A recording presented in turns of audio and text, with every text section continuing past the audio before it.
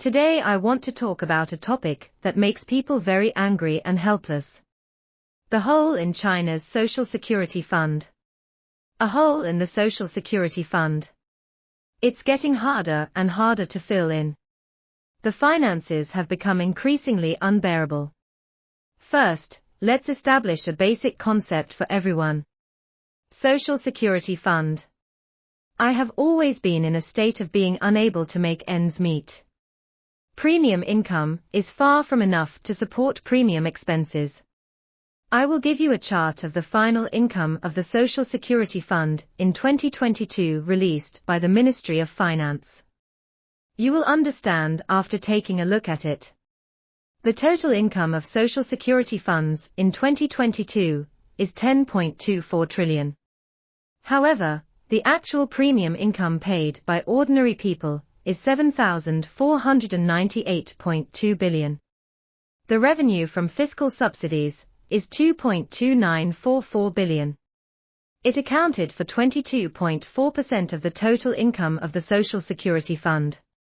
As for the interest and investment income data, they are not high. Total 214.9 billion. If fiscal subsidy income is deducted, the real income of the Social Security Fund in 2022 is actually 7,498.2 billion plus 214.9 billion equals 7,713.1 billion. Same. According to the 2022 Social Security Fund expenditure final account table of the Ministry of Finance, the total expenditure of Social Security funds in 2022 will be 9.0603 billion. So, we have a clear result. In 2022, the revenue and expenditure gaps of China's Social Security Fund are 7,713.1 billion real income, minus the expenditure of 9.0603 billion. The scale of the deficit reached an astonishing 1,347.2 billion. For China's Social Security Fund, which has such a huge real income and expenditure hole, its stock size is still growing every year. There is only one reason. The Finance Department fills money into the Social Security Fund. In 2022, the fiscal year will put 2.2944 billion into the Social Security Fund to fill its 1,347.2 billion hole. The extra part forms the rolling balance. Therefore, the total balance of China's Social Security Fund in 2022 is 11.66 trillion, compared with 10.47 trillion in 2021. Increased by 1.19 trillion. This is the daily boast of the National Council for Social Security Fund. The real reasons behind the increase in fund size. It's just fiscal subsidies in the trillions. Based on this calculation principle, here I have comprehensively calculated the income and expenditure of Social Security funds from 2018 to 2022. Let's put it this way. After deducting government subsidies, real income of Social Security funds in all years are significantly lower than expenditures, with negative values every year. They are all in a state of deficit where they cannot make ends meet. The scale of the deficit in recent years has reached more than 1 trillion. The special year 2020, the first year of COVID-19 lockdown, because of the implementation of the company's partial Social Security fee deferral policy. The most severe negative. I emphasize again. You must establish a basic concept here. The true income and expenditure level of Social Security funds. It's a state of deficit where income cannot cover expenses. The only reason why the balance of Social Security funds can grow. It's a large-scale financial subsidy. The annual subsidy scale has exceeded 2 trillion.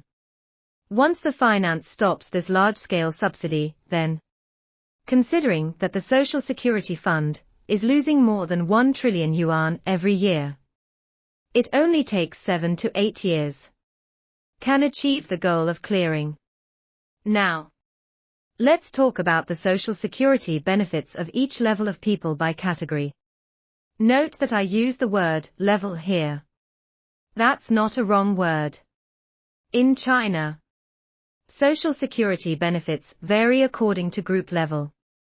There is a very strict distinction between. It can be said that there is a huge difference between each level. First, let's look at the pension benefits for retirees from government agencies and institutions. This is the so-called pension benefits for retired cadres. The word cadre is really a very subtle word.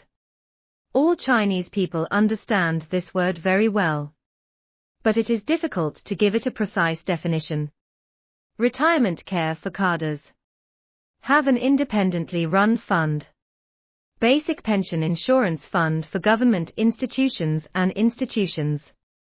Its insurance premium expenditure, in 2022, will be 1.5028 billion. You may lack the concept of this amount.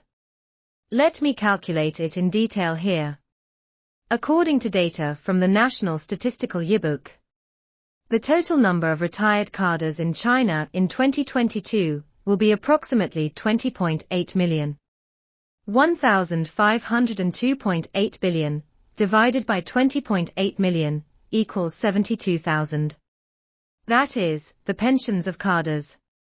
The average per capita per year is 72,000. Of course, this is not all. The state finance also provides benefits and subsidies to retired cadres every year. This subsidy is not small. According to the General Public Budget Expenditure Settlement Report released by the Ministry of Finance in 2022. In 2022, the total expenditure on state financial subsidies for retired cadres pension will be 1,332.9 billion. Most of the subsidies went into the pension funds of cadres. It is reflected in their previous pension income. However, there are 3 other transactions issued separately, namely retirement from administrative units, retirement from public institutions and other pension expenses of administrative and public institutions. These 3 items total 238.6 billion. It is additionally subsidized to these retired cadres. On average, each retired cadre, I can get another 11,000 yuan. 72,000 plus 11,000. Annual pension benefits for retired cadres. On average, it's 83,000. The average monthly income is almost 7,000 yuan. This is probably the high-level treatment level for cadres. I repeat it again. The average pension benefit for retired cadres is 83,000 per year. Everyone must remember this number. This number is very important. Next, let's take a look at the pension benefits of ordinary enterprise employees. It is reflected in the subject of basic pension insurance for enterprise employees. According to data from the National Statistical Yearbook, the total number of ordinary retired employees in Chinese enterprises in 2022 will be 113.7 million. The scale of pension expenditures for the basic pension insurance for enterprise employees in 2022 will be 4,143.6 billion yuan. Calculate it, 4.1436 billion yuan. Divided by 113.7 million people, the per capita annual income is 30,000 yuan. That works out to 2,500 yuan per month. There is no additional fiscal subsidy for ordinary employees' pensions. So that's all. 30,000 yuan per capita. Okay, here we can make a comparison. Per capita pension for retired cadres. It's 83,000 per year.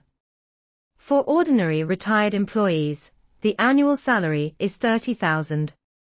The difference reached 2.8 times. This is what happens in China, as a state cadre. There is a huge difference in pensions compared with ordinary employees. However, at this point in the analysis, there is another type of people, farmers. Their pension benefits. What level is it? Haha, release this set of data. I even feel a little ashamed. Farmers' pension benefits.